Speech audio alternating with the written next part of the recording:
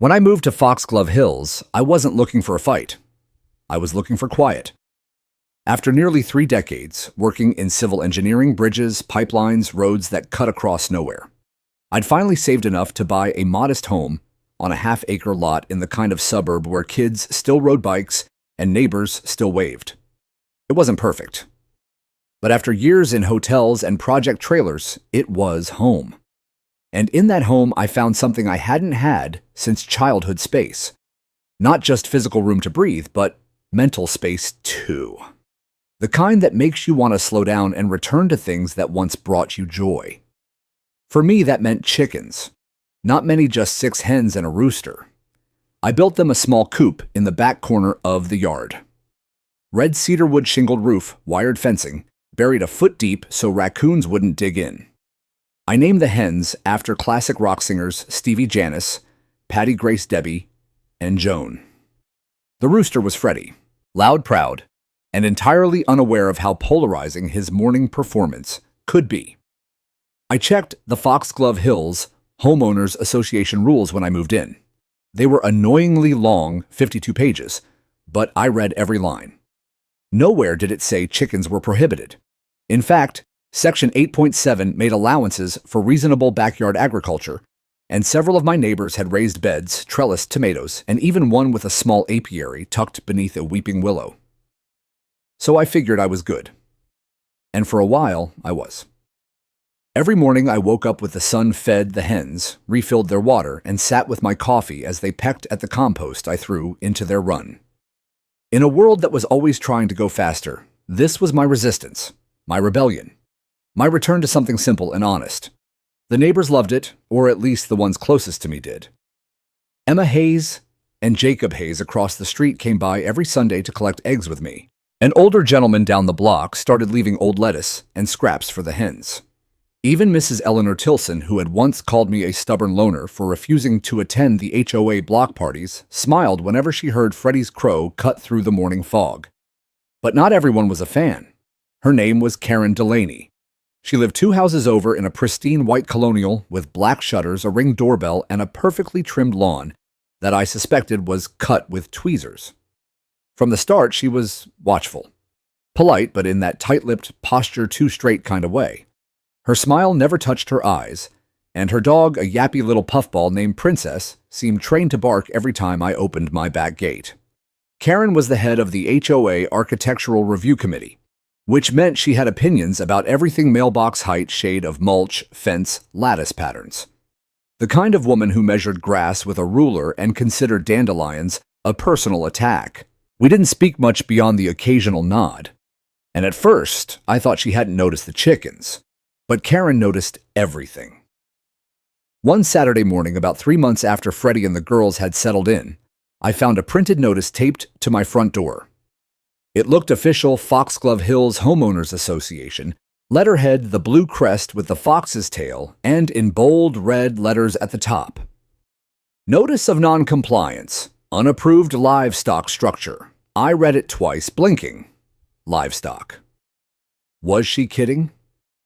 Below that, it claimed I was in violation of Article 1212.1 regarding prohibited animal dwellings. I flipped back through my copy of the HOA agreement. Article 12.1 didn't exist. The numbers ended at 10.9. That's when I knew this wasn't about rules. It was about control. I brought the notice to the next HOA meeting. Held in the clubhouse every 3rd Thursday. It was usually a sleepy affair, mostly retirees complaining about teenagers or debating flower bed placements. I arrived early, printed out copies of the agreement, highlighted the relevant sections, and waited. When Karen saw me walk in, her expression didn't change, but her eyes narrowed. I waited my turn to speak during the open forum and calmly explained that there was no rule against chickens, that I had verified this before constructing the coop, and that I would not be removing them unless officially mandated. She stood up slow and composed. "I'm sorry, Mr. Palmer," she said, "but the board reserves the right to enforce evolving standards to preserve community property values." Evolving standards, I asked. "The presence of livestock," she said, emphasizing the word like it was poison, "can significantly impact neighboring home appeal." They're hens, Karen. They don't moo or trample fences. They eat bugs and lay eggs. Her lips pursed. That may be how you see it. That meeting ended in a stalemate, with the board agreeing to review the matter further. I knew what that meant. Karen would dig in, and I'd have to prepare. So I did. I installed additional cameras around the coop. I reinforced the fencing. I gathered testimonials from neighbors who supported me. Because I'd seen women like Karen before, people who mistook their HOA title for a badge, who believed bylaws were a weapon and community was just a word you used when you wanted to make someone feel like the outsider. But this time, I wasn't going to back down. Because this wasn't just about chickens. It was about something bigger. My right to live without fear in a place I called home. And I had no idea just how far she'd go to try and take that away. 2 days after the HOA meeting, I found a certified envelope in my mailbox. It was hand-delivered, no return address, no postage, just my name in black ink and a sealed sticker with the Foxglove Hills Homeowners Association crest. Inside was a letter that managed to be both clinical and condescending. Dear Callahan Palmer, we regret to inform you that your property has been formally cited for violating community standards. Per Section 10.5 of the revised HOA Addendum, passed by vote last quarter. All unauthorized animal structures are subject to removal. Please dismantle your chicken enclosure and rehome all animals by the end of the month to avoid further penalties, including legal action. The revised HOA addendum they referenced hadn't been shared publicly. I checked my email, my mailbox, the HOA bulletin board, nothing. And yet here it was, a new rule, seemingly drafted in the shadows, and now being used like a loaded gun. Karen didn't even wait for the deadline. That weekend, she began her campaign. It started with flyers, glossy double-sided, slipped into mailboxes, and posted on community corkboards, our livestock lowering your property value, complete with a photo of my backyard coop taken without permission. Then came the door-to-door visits. She knocked on neighbors' doors, claiming I was running a miniature poultry farm, spreading unregulated waste and violating health ordinances. She used words like infestation, noise pollution, and attracting predators. To her credit, a few people believed her. Or at least they didn't want the drama. One neighbor pulled his son from our usual Sunday egg pickup without a word. Another stopped waving from across the street. Still, some pushed back. Mrs. Eleanor Tilson, bless her heart, told Karen to worry about her own backyard before she tries to control everyone else's. She started sending me small bags of feed labeled, "From your allies." But the line had been drawn. Karen wasn't going to stop. And she made that clear the following Monday when I received the email. Not from her. From her lawyer. A cease and desist letter claiming my chickens constituted a nuisance under municipal code and that I was in violation of local environmental health standards. The letter threatened a civil suit if I didn't comply within 10 days. I knew it was a scare tactic. The code they cited was meant for commercial farms, not residential coops. I'd done the research, but not everyone had. The letter came with a copy of a formal complaint she had already filed with the local magistrate's court. She was suing me for endangering the community, lowering property values, and refusing to adhere to community governance. The court date was set for 3 weeks out, and just like that, a few hens and a handmade coop had become the centerpiece of a neighborhood spectacle. I remember sitting on my back porch that night, the letter in my hand, listening to Freddie's soft rustle as he shifted in the coop. This wasn't just over chickens anymore. This was about power. Karen had decided she didn't like something, and instead of knocking on my door and having a conversation, she weaponized the system, twisting bylaws, inventing addendums, calling lawyers to force her will on everyone else. I looked out at the coop. Freddie clucked softly, unaware that his very existence was now a matter of litigation. The next morning, I called a lawyer. Not just any lawyer, a friend from my old project management days, Claire Dorsey. She was sharp, specialized in property and HOA law, and had the kind of calm fire you only found in women who had spent a career dismantling entitled egos. She reviewed the documents, squinted at the legal jargon, and finally looked up at me over her glasses. "She's bluffing," Claire said. "That municipal code doesn't apply here. and the HOA has no authority to enforce an amendment that wasn't voted on and distributed properly. But it's already filed, I said. She nodded. Doesn't mean we won't win, but it means we'll have to work harder. So we gotta work. We drafted a formal response, collected statements from neighbors, pulled city zoning maps that showed the lot lines, and confirmed no restricted agricultural clauses applied to my property. I even got an independent inspection to certify the cleanliness and safety of the coop. I wanted to believe that reason would win, that the judge would see through the pettiness, that Karen would realize she'd overplayed her hand. But I underestimated her thirst for control, because she wasn't trying to win fairly. She was trying to exhaust me, emotionally, financially, socially, and in some ways, it was working.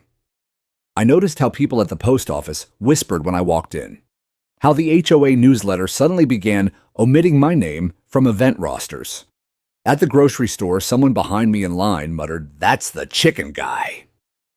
I'd become a spectacle, a headline in our tiny neighborhood's gossip machine, and Karen reveled in it.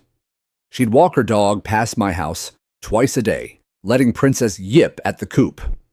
She'd stand just outside the edge of my driveway, squinting at the fence line, like she was measuring for the court.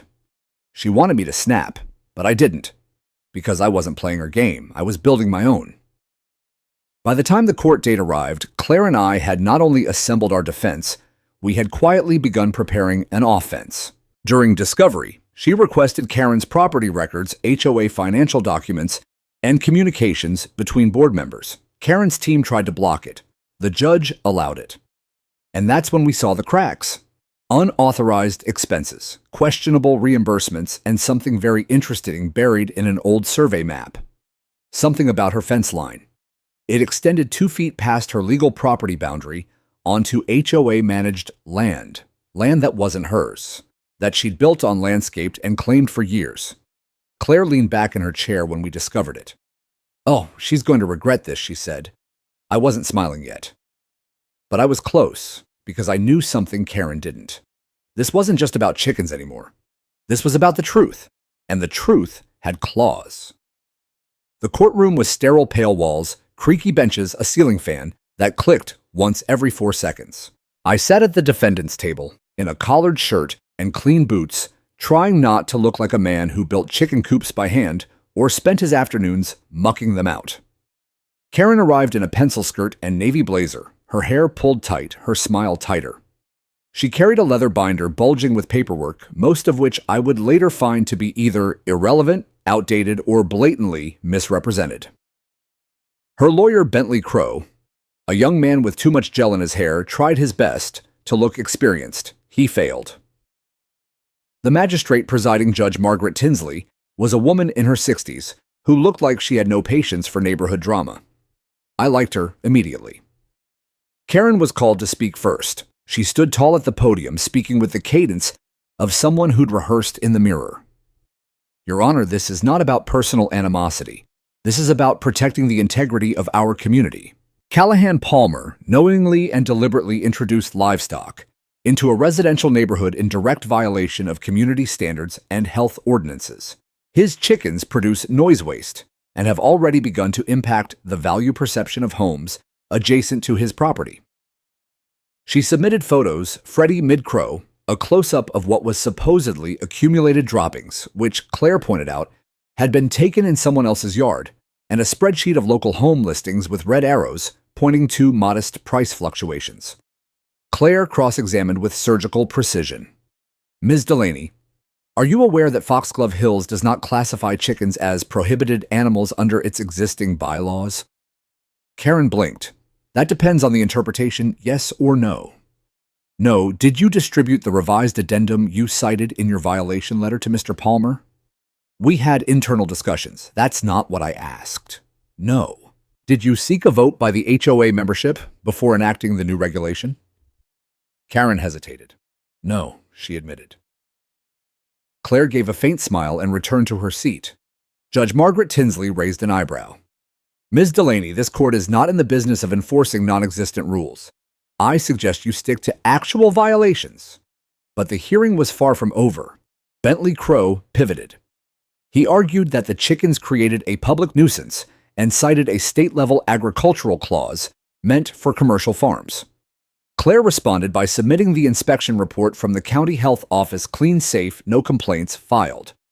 He argued that the co-op structure violated setback limits. Claire provided measurements stamped by a surveyor showing it fell well within legal range. He argued that the noise disturbed the peace. Claire played an audio recording of Freddy's crow followed by Princess barking 3 times as loud. Laughter rippled through the room. Karen seethed.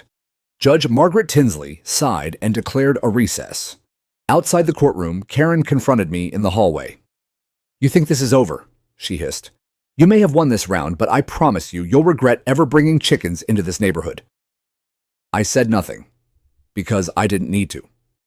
2 days later, a violation notice appeared on my door. Unauthorized exterior lighting section 9.4 violation. I hadn't changed any lighting.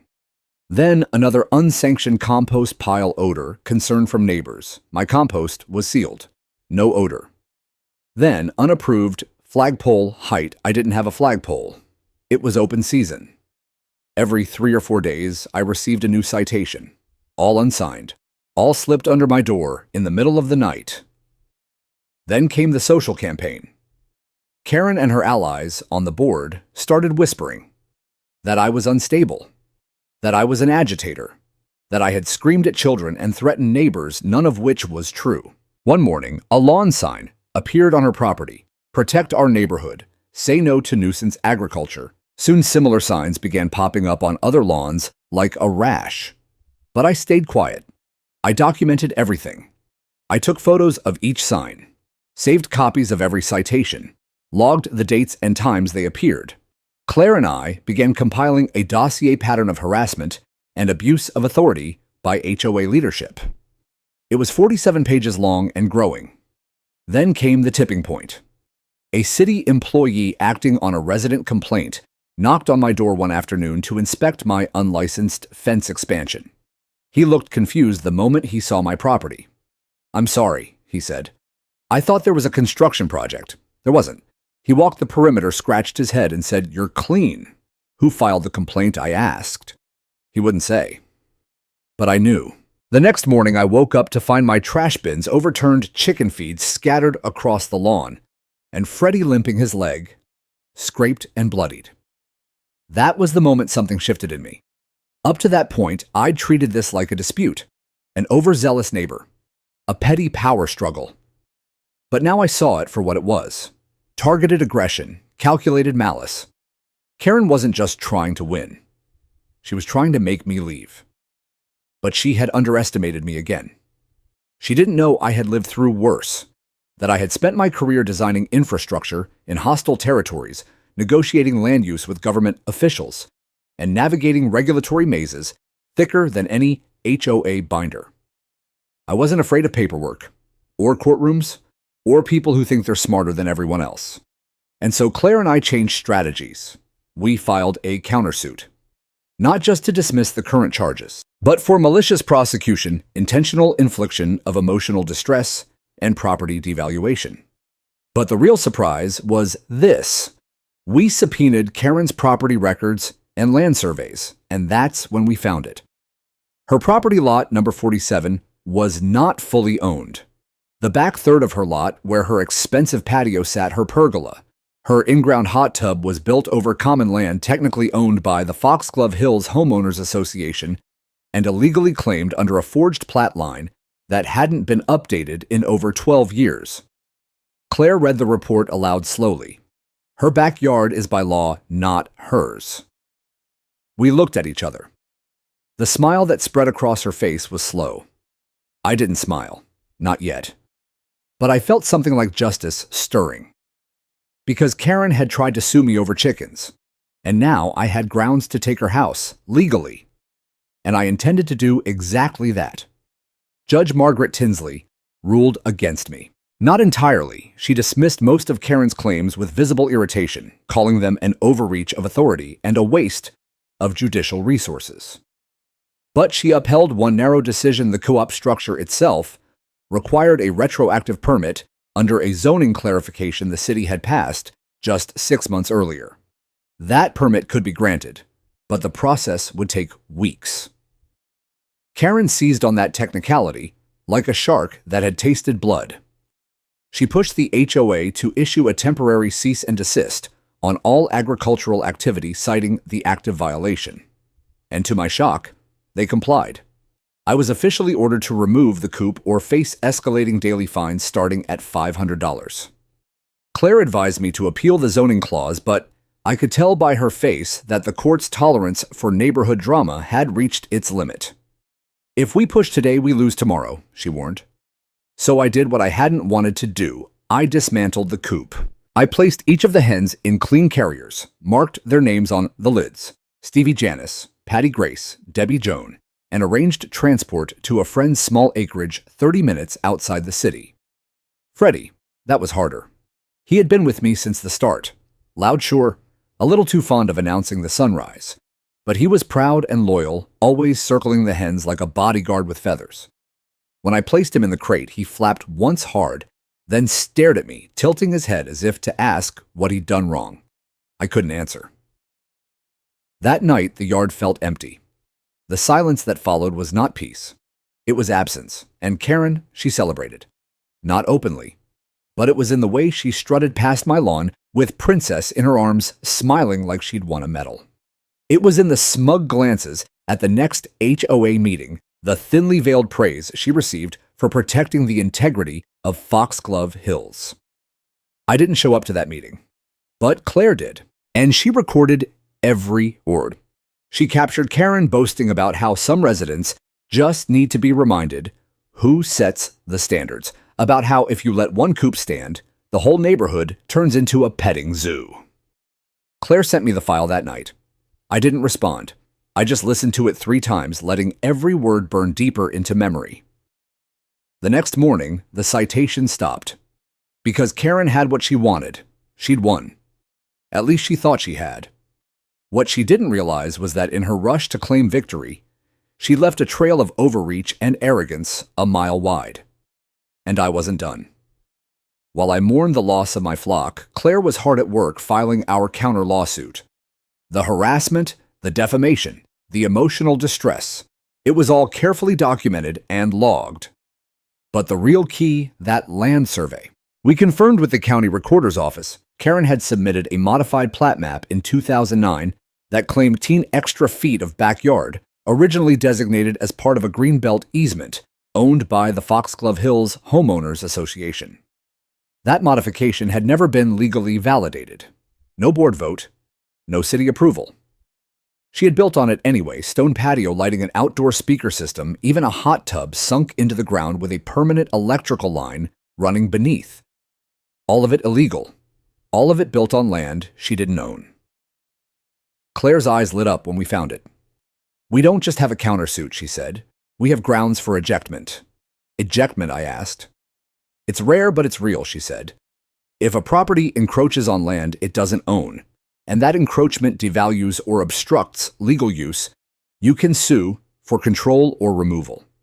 In some cases, if the value imbalance is high enough, you can petition for a lien against the entire property." I stared at her. "You're saying we could take her house?" Claire leaned back, folding her arms. "I'm saying we could make her answer for every inch she stole, on paper. In court. With no theatrics, just law." I nodded. For the next month, we prepared the most thorough case I've ever seen assembled in a civil courtroom. We subpoenaed HOA records going back 15 years, some of which mysteriously disappeared, but enough remained. We tracked financial reimbursements tied to Karen's property improvements that were never voted on. We photographed, measured, surveyed. We built a timeline, a story, and when it was ready, we filed it. Palmer versus Delaney, property encroachment, harassment, and damages. The city posted notice of the suit in the HOA bulletin. Neighbors started whispering. Some of those signs that had once read "Say No to Nuisance Agriculture" disappeared overnight. And Karen, she cracked. She began walking faster, speaking sharper at meetings. She filed a motion to dismiss within a week. Judge Margaret Tinsley denied it. She began calling in favors, bringing in an attorney from the state HOA network. He filed a flurry of motions, stalling tactics. Claire countered each one like a chess grandmaster. And then came the deposition. We sat across the table in a neutral legal office. Karen glared at me the whole time.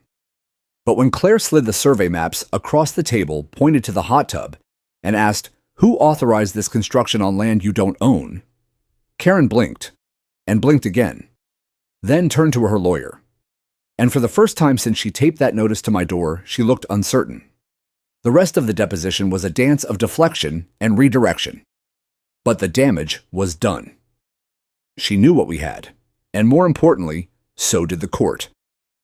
As the case moved forward, the tone of Foxglove Hills changed. People began to speak to me again. Mrs. Eleanor Tilson brought me eggs from a friend's farm. Emma Hayes and Jacob Hayes asked if the chickens were ever coming back. Maybe I told them. One day. But I didn't rush it. Because justice doesn't always move fast. Sometimes it takes its time. Sometimes it walks on steady legs and speaks only when necessary. And that's how I intended to win. Not through volume, but through truth, through patience, through the law. The thing about people like Karen is they leave a trail. They operate with such inflated self-confidence, so convinced of their superiority and rightness that they forget something very important: the paper never lies. After the deposition, Claire and I regrouped. We knew her illegal land grab was the backbone of our case, but if we wanted to go further, if we wanted to take her entire house, we'd need to prove a pattern. That this wasn't just one bad measurement or an innocent fence misalignment. We needed intent. So we started digging. Claire submitted public records requests to the county zoning office property assessor and the registrar of deeds. I dove into HOA board minutes archived online, hunting through meeting logs, budget proposals, amendment drafts, every little PDF that had once seemed like boring neighborhood bureaucracy. What we found was gold. Karen had moved into Foxglove Hills 13 years ago. She wasn't one of the original founders, but she had quickly installed herself as the neighborhood standards steward, pushing through aggressive HOA initiatives, stricter lawn codes, more surveillance cameras, and harsher enforcement against non-conforming designs. In one old newsletter dated April 2013, she wrote, "A neighborhood is only as strong as its commitment to shared values. The rules keep us whole, and those unwilling to conform must face consequences." That was Karen's gospel conformity through coercion. But what caught Claire's attention was the financial trail. Every time a new regulation passed, like mandatory black shutters or a ban on solar panels, Karen's home conveniently received a full compliance reimbursement paid out of HOA funds. That included a $200 landscaping reimbursement for common area beautification, which turned out to be for pavers laid on the illegal portion of her backyard, a $900 noise insulation grant for her newly built pergola, while she complained about noisy children next door, and most suspiciously, a $1,450 payout labeled as storm damage repair. The same year, no storms had been reported within 100 miles. In total, we traced $9,700 in unauthorized HOA spending, directly benefiting Karen's property. But it didn't stop there. Glenn Ripley, an older man and former board member, reached out after the article about the countersuit hit local news. We met in a quiet cafe on the edge of town. He wore a windbreaker, spoke softly, and carried a manila envelope like it weighed more than his conscience. "She made me sign it," he said. "I didn't know what I was doing. I trusted her." He handed me documents, meeting notes that had never made it into the HOA's official record. Among them was a rough sketch of Karen's backyard expansion plan. In the margin, she had written, "If we can get this classified as private property by June, I'll have time to finish the deck before fall." Claire's eyes gleamed when she read it. That's premeditation. And then Glenn gave us the real gift. He handed over a voice recording, nothing fancy, just something he'd captured on his phone during a heated board meeting in 2016. In it, Karen could be heard berating another board member. "This is my neighborhood. My house is the nicest on the block, and I'm not going to let chickens, bees, or vegetable gardens drag down my home value." If someone doesn't like the rules, they can get the hell out. It was venom, and it was admissible. With that, we amended our complaint to include fraudulent misuse of HOA funds and abuse of governance for personal gain. Karen's legal team responded with panic. They tried to file for a gag order on the evidence, denied. They tried to discredit Glenn's recording, denied. Then they tried to settle. Claire got the email one Friday morning and offered to withdraw all claims, pay $7,500 in damages, and issue a written apology without admission of wrongdoing. I stared at the message for a long time, then shook my head. No. Claire grinned. Good, because I wasn't going to let you say yes. We proceeded full steam ahead. Our lawsuit now sought full reimbursement of all legal costs, restitution for property damage and emotional distress, forfeiture of all improvements built on common HOA land. And if Karen couldn't pay liquidation of her property through court-ordered lien sale, it sounded extreme, but the law was clear. Karen had not only broken HOA rules, she had manipulated them for profit. She had used public resources to enrich herself while vilifying others for far less. And she'd done it repeatedly without remorse. Foxglove Hills was watching closely now. People who had once ignored me began stopping me at the mailbox. "We're rooting for you," they'd say. It's about time someone stood up to her. And Karen. She was unraveling. At the next HOA meeting, one she attended despite not being a board member anymore, she erupted at James Liu for placing an inflatable turkey on his lawn for Thanksgiving. "This is how it starts," she snapped. Lawn clutter. Plastic birds. We're not going to turn into a trailer park. It was caught on video, posted to the neighborhood Facebook group, mocked in comment sections for days. That week, 3 support the chicken signs appeared on different lawns. And then something even more symbolic happened. Emma Hayes and Jacob Hayes left me a note. "We missed the chickens. We made you this." It was a drawing. Crayon scribbled, but unmistakable, 6 hens and 1 very loud rooster all smiling in front of a red wooden coop. I tacked it to the inside of my kitchen cabinet. It reminded me what this was really about. Not just winning, but reclaiming community. Justice doesn't need to be loud. It needs to be relentless.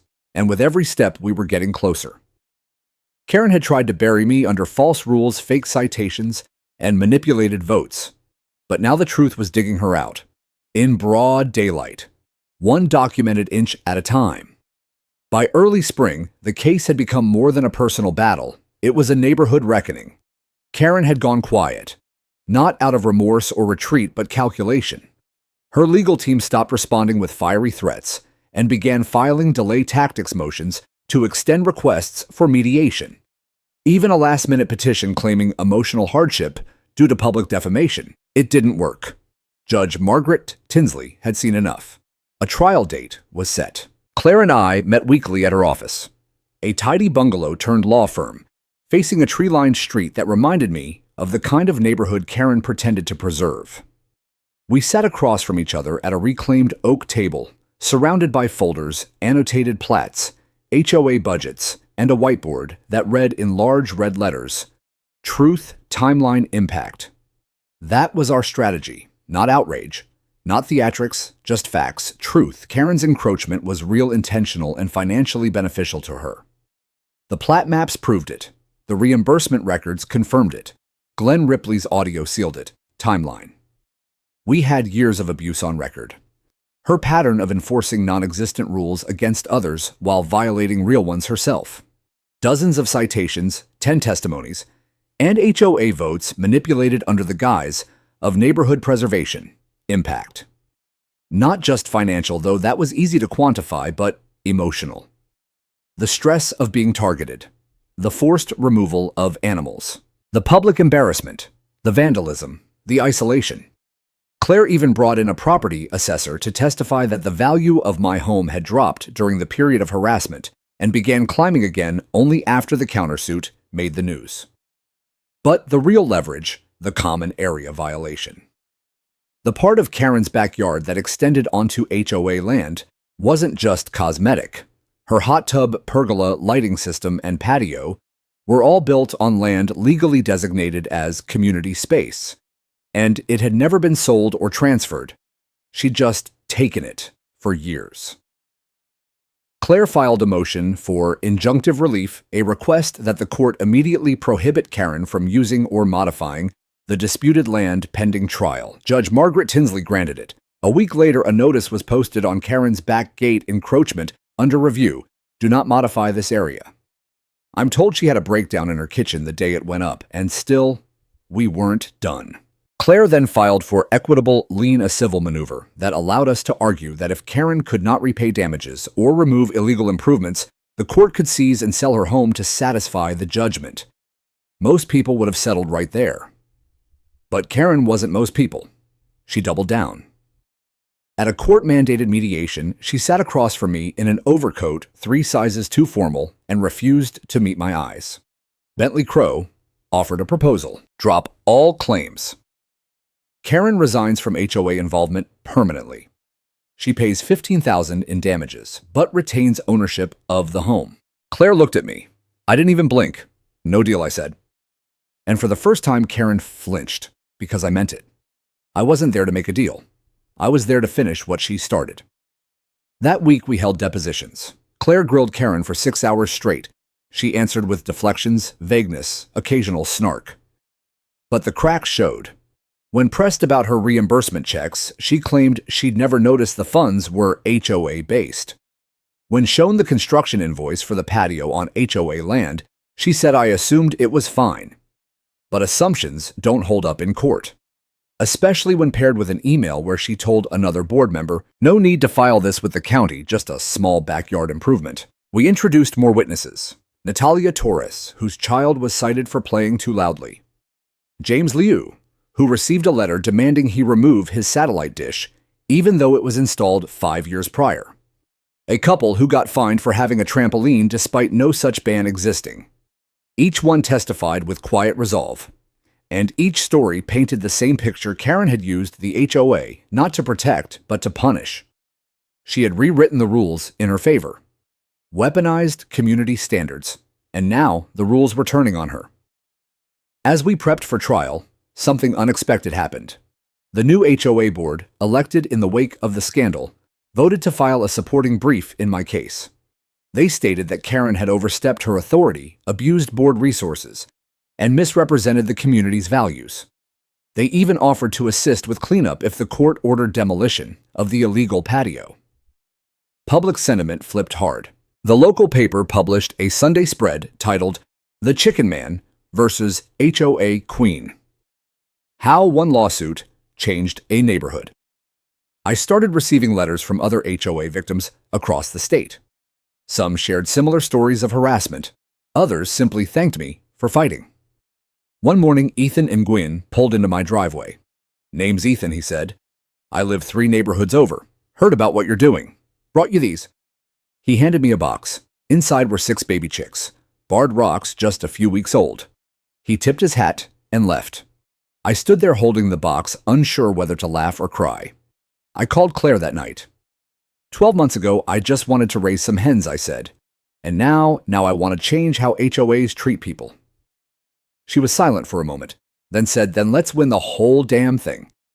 And so we pressed on. Deposition complete, evidence filed, witnesses prepared. The trial was weeks away, and Karen. She finally went quiet, not because she was done fighting, but because she knew she was losing. And this time, no citation, no flyer, no fabricated bylaw was going to save her. The law was coming, and it wasn't on her side. The morning of the trial, the courthouse buzzed like a beehive just tapped by a stick. Reporters clustered at the top of the steps. HOA board members, past and present, trickled in through side doors. And I, just a man in a charcoal blazer and borrowed tie, stood at the base of the marble staircase, holding a thermos and watching the sun rise through a fog that hadn't burned off yet. Claire Dorsey arrived 5 minutes later, all crisp lines and focus. She adjusted the strap of her briefcase, handed me a printed copy of our opening statement, and nodded once.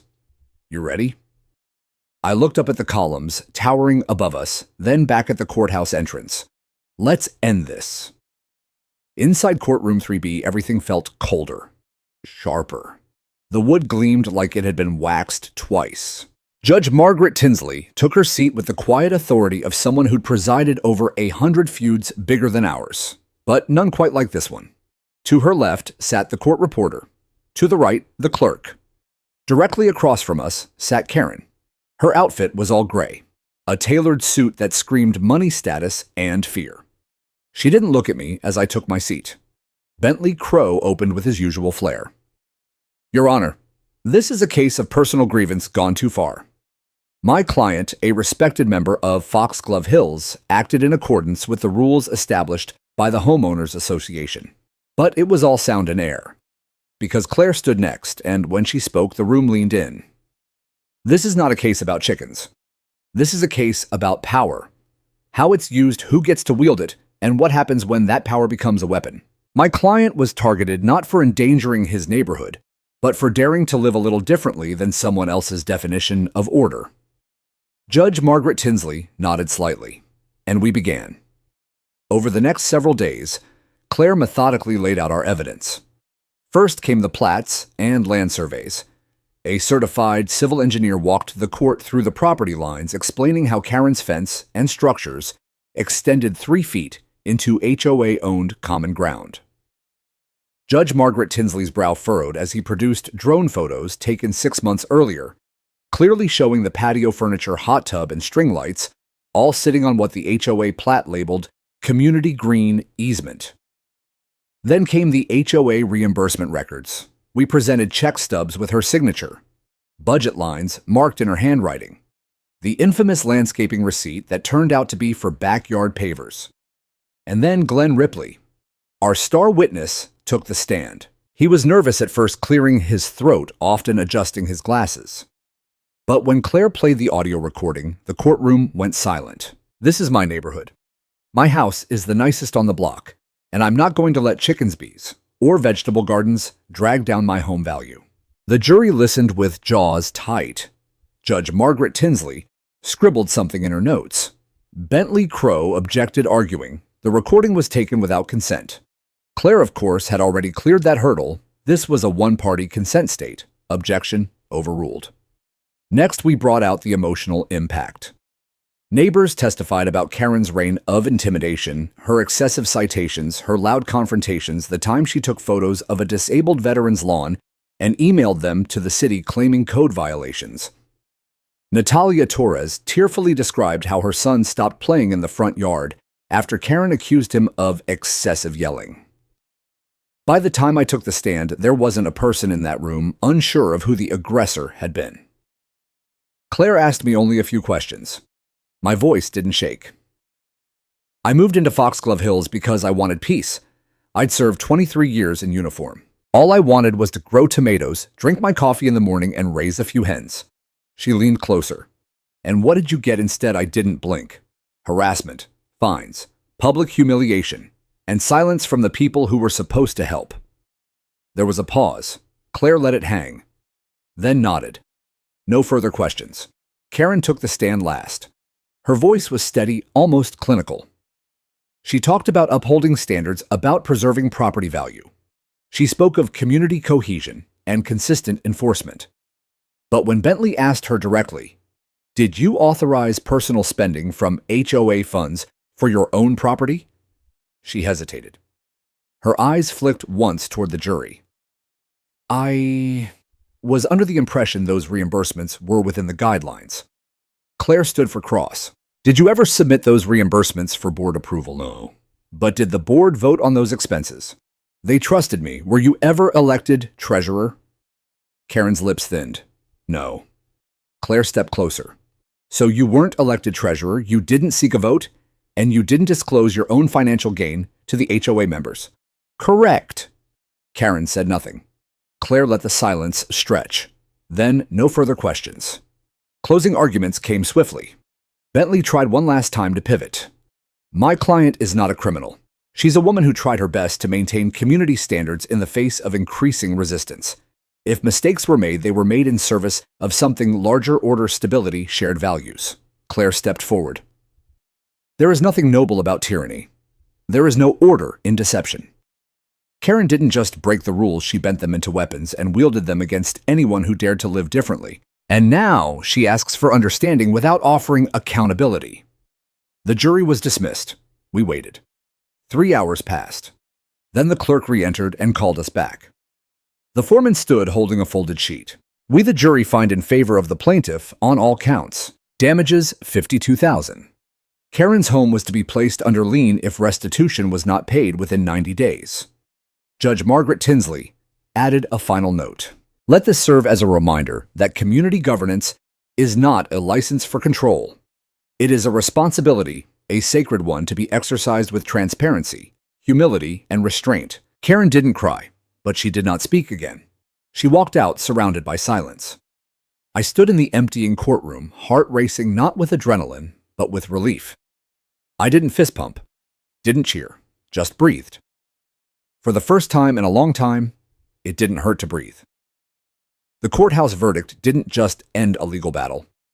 It triggered a slow, but undeniable, collapse. Karen's empire, once fortified with bylaws, newsletters, and whispered threats, began crumbling within days. The first sign was subtle. The HOA bulletin board at the neighborhood entrance, where Karen had once proudly pinned her laminated notices in color-coded plastic sleeves, stood bare.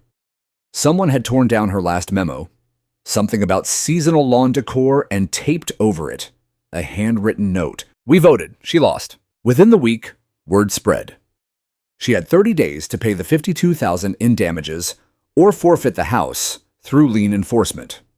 Foxglove Hills, once either too afraid or too apathetic to intervene, was now collectively watching. I didn't have to say a word. People talked on their own. Claire warned me to brace for a possible appeal. People like her don't let go quietly. But instead, Karen went silent. There were no court filings, no last-minute objections, just a hollow quietness from the grandest house on Petal Ridge Lane. Then came the reveal. An investigative reporter from the local paper who'd followed the trial closely dug deeper into HOA financials from the past 6 years. What she found was shocking even to me. Karen had reimbursed herself for holiday floral enhancements, $4,200 security improvements, $3,800 for a private gate, camera facing only her driveway, community preservation landscaping, $9,000 for a project that mysteriously ended at the edge of her backyard, and perhaps most brazenly, a $6,500 reimbursement for a structural safety assessment that turned out to be a patio inspection for a hot tub installation on stolen HOA land. With each revelation, neighbors grew bolder. At the next HOA meeting, the first in years, not controlled by Karen residents, packed the clubhouse. James Liu, a quiet retired architect, stood and asked, "How did she get away with this for so long?" Natalia Torres added, "Why did no one question the reimbursements?" There was no clear answer, only murmurs, shrugs, a collective shame. But the shame turned into movement. The board, newly restructured, voted unanimously to suspend all non-essential HOA activity for 60 days, launch a full audit of the past decade, freeze remaining discretionary funds until transparency protocols were enacted. It was the first time in years the HOA felt like it belonged to Foxglove Hills again. Meanwhile, Karen's own world narrowed. Her property, once the subject of garden tours and local praise, now stood shuttered. The once immaculate hedges were overgrown. The string lights on her illegal pergola sagged. Neighbors stopped waving. Contractors stopped showing up. I never saw her outside again. But her lawyer called Claire quietly on a Tuesday morning. "She won't appeal," he said. "She's stepping away from the community." Stepping away was putting it kindly. Karen listed her home within 2 weeks. A motivated seller, the listing said. But everyone in Foxglove Hills knew the real story. The lien from our lawsuit meant she couldn't access full proceeds until the judgment was paid. The HOA's new restrictions on illegal patio construction also meant she had to tear down the entire structure before closing. I never witnessed the demolition, but I heard it. The crash of bricks, the rattle of wood beams, the final collapse of her monument to control. Claire handled the property sale documents. Once the lien was satisfied, the house went into foreclosure auction due to other unpaid debts, taxes, legal fees, and 3 years of unreported HOA bonuses she had granted herself quietly, which now required repayment. I didn't bid. But someone did, on my behalf. It was Claire. With the settlement money and a little extra I'd saved, we submitted the winning bid. Karen's house, her fortress, was now mine. I walked through it on a gray morning. The silence inside was heavy. The rooms echoed with the absence of purpose. The master bedroom still smelled of lavender. The office, where she likely drafted her HOA newsletters, still had corkboards on the wall with faded pushpins in the shape of stars. I stood in the backyard, the same space she'd taken illegally from Foxglove Hills, and I could see the spot where she had screamed at me that day over the chickens. I closed my eyes and smiled. Not out of pettiness, out of release. I didn't move into the house. Instead, I turned it into something better. With Claire's guidance and the board's blessing, the property was converted into the new Community Garden and Education Center. The HOA waived all fees. Donations from residents poured in. We built raised beds, compost bins, a seed library, and yes, a coop. 6 hens named by local school kids. They became minor celebrities. Each one wore a little tag with a story on it describing their origin. Parents came by in the afternoons, kids watered herbs. Veterans like me sat on the porch and drank iced tea. Karen's former empire had become a sanctuary, a lesson, a healing place. No one said her name anymore. Not out of fear, but out of collective choice. We'd moved on. Late one evening, I stood by the coop as the sun dipped behind the hill. Claire walked up, holding 2 coffees. "You good?" she asked. I nodded. "Yeah, finally." She handed me a folded paper. "What's this?" "The final disbursement," she said. "Settlement closed, liens paid, HOA bylaws amended. You're officially off the grid, no open cases." I took it slowly, then smiled. "Feels strange." She looked out over the garden. "No," she said softly. "Feels earned." We stood there a while, watching the hens scratch at the dirt, the light catching the tops of the rosemary and lavender bushes. No battles left, just growth. The official transfer of ownership came in a plain manila envelope. It didn't carry the weight of drama you might expect from a headline like "Man Sued Over Chickens Wins HOA President's House." No big press conference, no breaking news alerts, just a stamped packet from the county clerk's office that landed in my mailbox on a Friday morning with a quiet authority. But when I held it in my hands, I felt the story shift. For the first time since this war began, I wasn't reacting. I wasn't defending myself. I was simply moving forward. Claire called later that afternoon. "Well," she said cheerfully, "you're now the proud owner of a granite countertop kitchen. You didn't build a pergola. You helped get torn down and a driveway lined with azaleas that bloom like clockwork." "Sounds like poetic justice," I replied. "Feels more like poetic irony," she said. "You won the war, but you still have to mow her lawn." We both laughed. But she was right. It wasn't just a win, it was a responsibility. I spent the first week walking through every room, not as a trophy collector, as a witness. The Karen I'd known, the enforcer, the voice behind the letters, and the fines had lived in a space filled with order, not warmth. Her kitchen was pristine, unused. Her pantry held 5 jars of imported olives, all unopened. Her guest room beds were made tight as military bunks, with not a wrinkle or misplaced thread. There were no family photos, no books, just binders, rows of them, labeled by year, Foxglove Hills minutes violation records, annual budget plans, and oddly one marked future proposals. That one I read twice.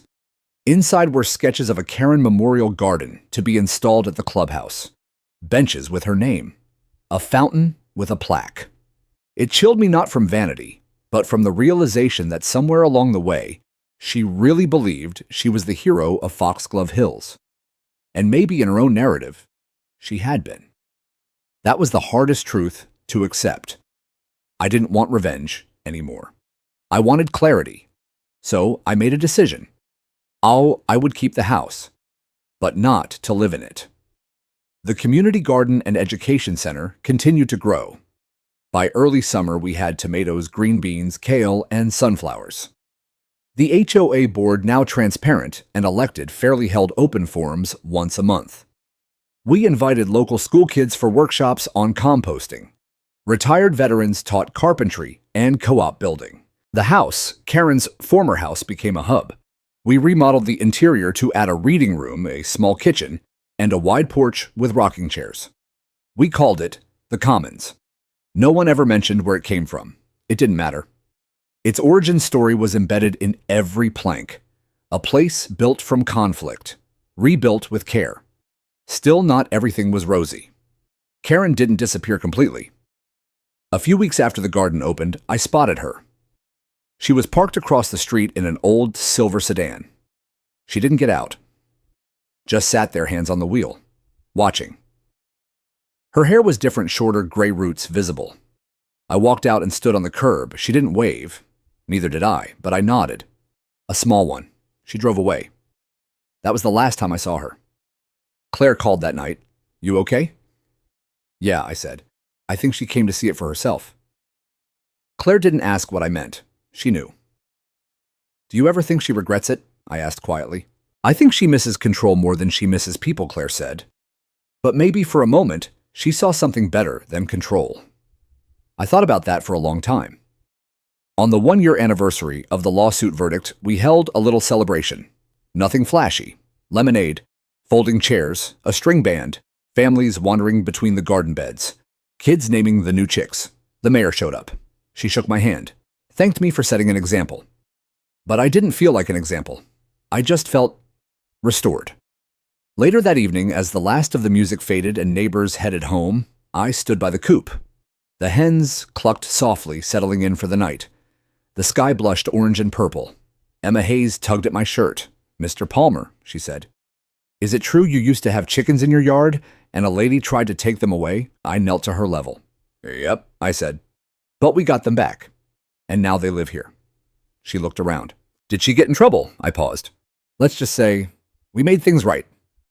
She nodded like that was enough, and it was. Later, as I locked up the Commons, I turned off the porch light and stood in the doorway. The house that once symbolized control now glowed with laughter and light. It had taken so much to get here, humiliation, resistance, courts, truth. But we got here, one small feathered rebellion at a time. The garden glistened with dew that morning, tiny droplets clinging to lettuce leaves, like pearls left by the night. The sun had barely risen, but Foxglove Hills already hummed with a new rhythm. Laughter echoed faintly from behind the fence, and the soft cluck of hens rolled through the yard like a lullaby for the land.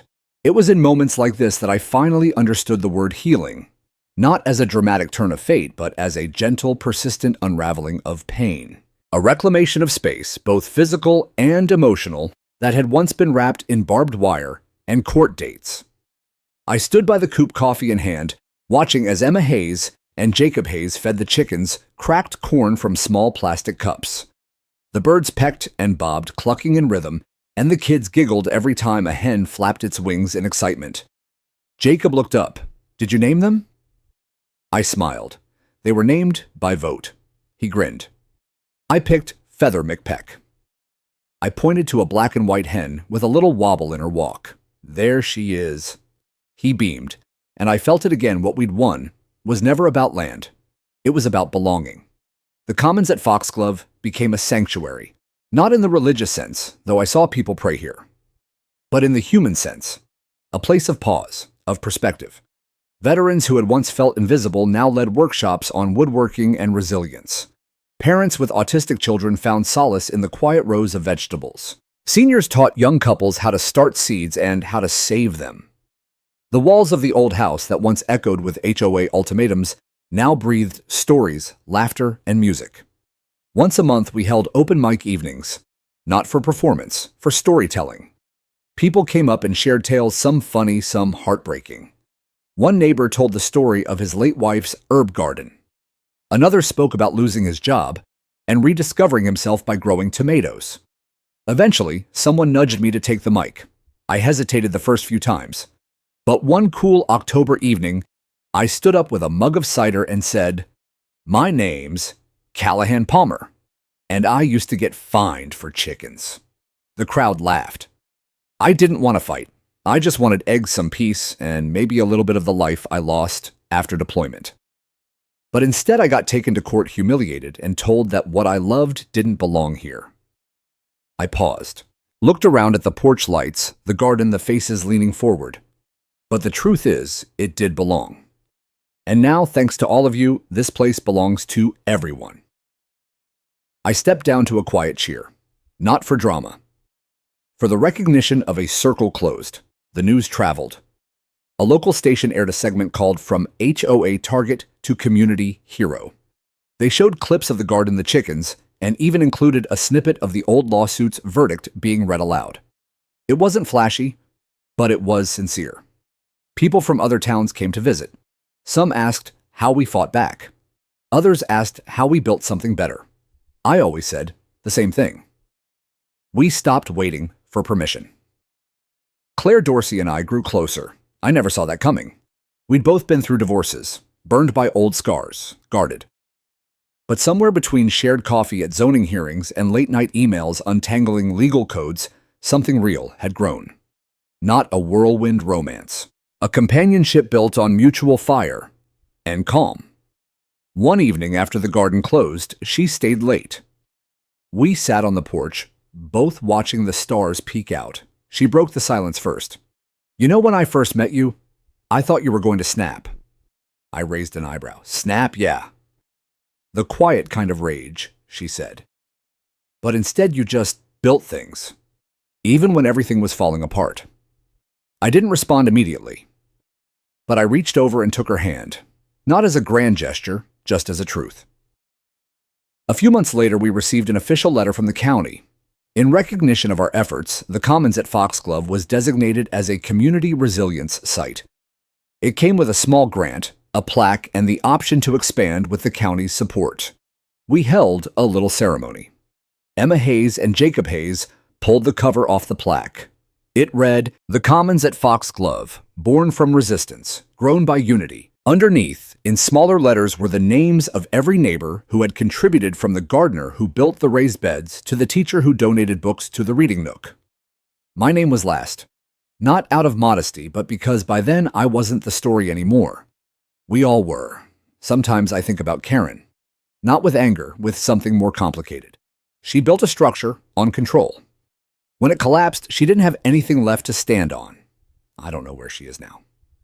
But I hope wherever she went, she's building something different. One final story. A year after we opened the garden, I got a letter in the mail. No return address. Inside was a single note. They were beautiful chickens. I should have asked about them first. It was signed only with a K. I folded the note and placed it in the coop's mailbox, the one where kids left drawings and thank you cards for the hens. And I let it go. Because in the end, that's what peace looks like. Not a perfect ending, just a steady rhythm. Eggs, dirt, sunlight, community. Just as chickens and peace again.